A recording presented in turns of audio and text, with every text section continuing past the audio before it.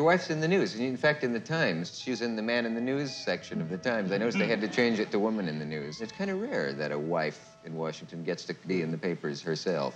The story was in reference to some of the work I'm involved in, and particularly with the American Indians. We've started a new national organization, and it's very exciting. Some new things are happening throughout the country. Senator Harris of Oklahoma, the new Democratic chairman, and his wife, LaDonna, are generally liked in Washington. One of her attractions is the fact that she is a full-blooded Comanche Indian. When the Harrises moved into a new neighborhood, somebody asked one of their children who his father was, and the boy answered, "My father is a cowboy, and my mother is an Indian."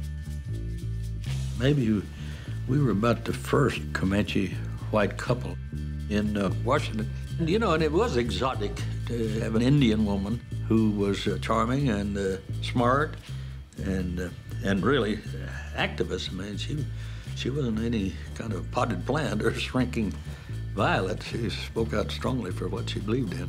I think the greatest challenge is to bring about change. I believe in an organization. I believe organizing on a community level, because group pressure is what makes people respond. But you can bring about change if you organize around issues. There were people over the years who felt she wasn't militant.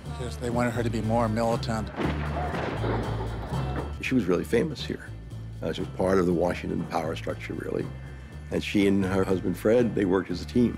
She was one of the first Indian people in modern times that got the attention of the media. It was during the Johnson years that Fred became chairman of the Democratic National Party. There were various political events. She was very beautiful. People liked to take pictures of her. And, you know, so it was a fascinating character. She has an incredible warmth and openness and sweetness. I hesitate to say sweetness because it doesn't sound as strong as she is, but still, it's true. She was like in Look magazine, People magazine. She was in Time magazine, newspapers. I think it gave us hope. I think it gave us a sense that, you know, Indian people were, in fact, going to get their rightful place in society from an economic, social, cultural standpoint.